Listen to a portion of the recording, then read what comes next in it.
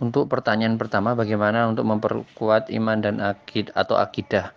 Yang pertama adalah memohon kepada Allah agar Allah senantiasa memberikan hidayah kepada kita sehingga kita termasuk orang-orang yang istiqomah dalam akidah ini. Kedua, bentuk ikhtiar kita adalah bagaimana kita meningkatkan keilmuan kita, kepahaman kita, pengetahuan kita tentang bagaimana akidah Islam kita, ketauhidannya, ketuhanan kita, bagaimana tentang kebenaran Al-Quran dan yang lainnya, sehingga itu secara hati keimanan kita bertambah. Kita belajar dari sirah-sirah nabawiyah, sirah-sirah sahabat, bahkan sirah-sirah yang ada di dalam Al-Quran, sehingga itu menambah keimanan kita. Kemudian untuk ilmu pengetahuan yang lain, misalnya tentang bagaimana kebenaran Al-Quran, perspektif dari ilmu yang lainnya, itu meneguhkan, memantapkan keimanan kita, kalau bahasanya ilmu kalam, sehingga kita makin mantap dengan keimanan kita, sehingga apapun yang terjadi, kondisi yang kita alami tidak akan pernah meninggalkan akidah ini, karena kita sudah menemukan suatu kebenaran, yaitu akidatul Islam, bahwa Islam ini menjadi agama yang kokoh di dalam hati kita. Allahu a'lam. Kemudian untuk yang pertanyaan kedua tentang faham Jabariyah dan Qadariyah mengenai kondisi ini, yang perlu kami sampaikan kemarin, perlu kita tahu bersama bahwa kalau Jabariyah ini orang yang urusannya udah, semua urusan ini semua sudah diserahkan sama Allah, kita nggak punya hak untuk berikhtiar kayak gitu. Kemudian kalau Qadariyah itu orang yang punya pemikiran intinya adalah ya kita ikhtiar manusia, takdir itu ditiadakan. Nah, sedangkan kita bagaimana sebagai ahlus sunnah, apa teman-teman di Muhammadiyah misalnya, kita itu ahlus sunnah wal jamaah, kita punya akidah yang tawasud, ya, pertengahan, umatan wasaton, di antara keduanya. Bagaimana kita ini meyakini bahwa segala sesuatu ini memang sudah ditakdirkan Allah, tetapi Allah itu memberikan kesempatan kepada kita untuk berikhtiar. Karena ada ayat yang mengatakan bahwa Allah tidak akan merubah nasib suatu kaum sebelum kaum tersebut merubah dengan tangannya sendiri. Yang di situ perlu digarisbawahi adalah yang merubah nasib seorang hamba adalah Allah. Yang punya hak prerogatif untuk merubah suatu nasib itu adalah Allah. Tetapi Allah itu memberikan kesempatan kepada kita untuk berikhtiar. Sehingga ikhtiar kita ini sebenarnya tidak menentukan, tetapi dengan ikhtiar itu menjadi ibadah kita di hadapan Allah.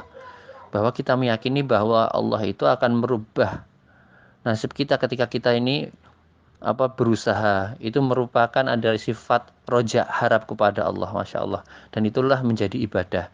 Maka bekerjalah dengan baik, kalau kata Kiai Haji Ahmad Dahlan, bekerjalah sungguh-sungguh, kemudian dari hasilnya itu kau gunakan untuk keluargamu, tapi jangan bermewah-mewahan, kemudian sisanya engkau serahkan kepada Allah Subhanahu wa taala di jalan Allah. Ini perlu kita tanamkan pada diri kita. Sehingga kita harus sadar, misalnya kita sadari bahwa kok bisa terjadi Covid ini semua atas izin Allah, takdir dari Allah. Tetapi perlu kita ikhtiarkan bagaimana virus ini bisa segera selesai, virus ini bisa segera hilang, ya dengan ikhtiar.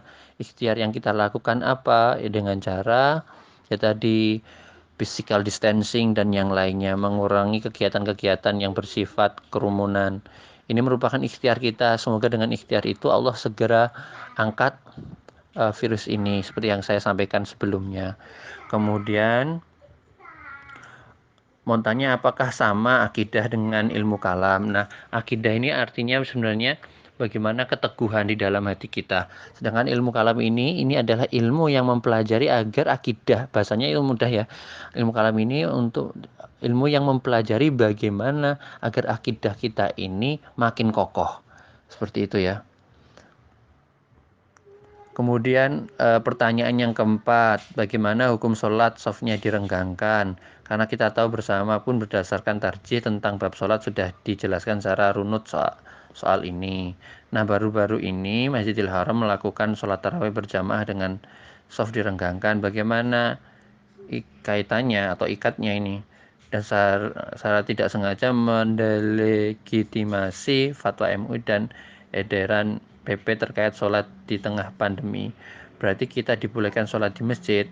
Nah, teman-teman, terkait masalah bagaimana fatwa ini, ya kalau saya pribadi, karena saya bukan orang yang membuat fatwa, atau kita semua ini adalah mukolid bahasanya, orang yang ikut kepada siapa? Ikut para ulama. Ulama siapa? Nah, kalau di Muhammadiyah kita punya para ulama-ulama yang saya yakin ilmunya juga sudah jauh di atas kita kayak gitu, dengan dasar-dasar ilmu beliau membuat namanya keputusan tarjih. Maka kita sebagai warga Muhammadiyah, kita percaya, kita yakin saja bahwa fatwa yang dikeluarkan tarjih ini adalah yang terbaik bagi kita. Nah, meskipun kemudian teman-teman nanti punya sudut pandang yang lain, silahkan dengan catatan, ya apa yang Anda yakini di situ memang bisa dipertanggungjawabkan seperti itu. Dan kebenaran kita serahkan kepada Allah Subhanahu wa taala. Dan kalau saya ingatkan, permasalahan sholat di masjid atau tidak, teman-teman bermati Allah, ini dalam rangka kita ini ikhtiar, bukan untuk meninggalkan masjid, tetapi kita bentuk ikhtiar agar virus ini segera hilang. Dan ikhtiar kita ini bukan berarti kita membenci masjid atau yang lainnya, tidak. Kita percaya bahwa Allah ini akan menghilangkan virus ini, pandemi ini, dengan ikhtiar kita. Karena itu tadi perintah Allah. Allah tidak akan merubah nasib suatu kaum tadi itu sebelum kaum tersebut merubah nasibnya sendiri dengan tangannya.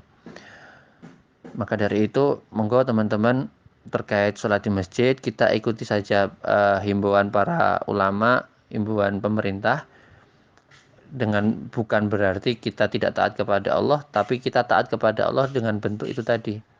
Kita percayakan para ulama kita yang sudah membuat fatwa berdasarkan pengetahuan-pengetahuan beliau.